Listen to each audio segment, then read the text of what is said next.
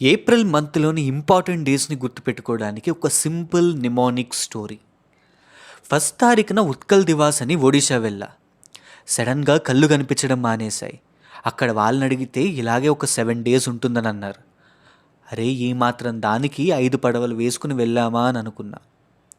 అక్కడ దిగిన వెంటనే నాలాగే ఒక పెద్దాయనది 5 అడుగుల విగ్రహం కనిపించింది.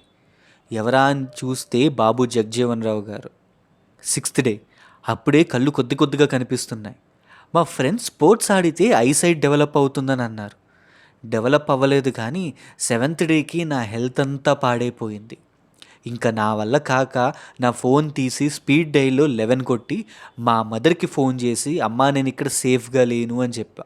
అప్పుడు ఆవిడ హిమాలయాస్లోని 13th గ్లేషియర్ సియాచిన్లో మూలికలు ఉంటాయన్నారు.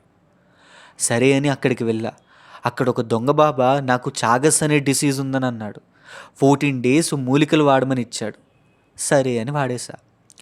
3 డేస్ తర్వాత చూస్తే బ్లడ్ క్లాట్ అవ్వడం మానేసింది. హిమోఫైలియా అంటారంట దాన్ని. ఇంకో 2 డేస్ తర్వాత లివర్ పాడైపోయింది. దీనికి మెడిసిన్ లేదా అని ఎర్త్ చుట్టూ 22 రౌండ్స్ తిరిగా. అప్పుడు తెలిసింది 24న మా ఊరి పంచాయతీ ఆఫీస్లో ఇమ్యూనైజేషన్ ప్రోగ్రామ్ కండక్ట్ చేస్తున్నారని. 7 డేస్ వాళ్ళు ఇచ్చే మెడిసిన్స్ వాడితే సరిపోతుందని. ఇంతకి నాకు వచ్చింది దోమకాటు వల్ల వచ్చే మలేరియా డిసీజ్ అని నెక్స్ట్ డే తెలిసింది.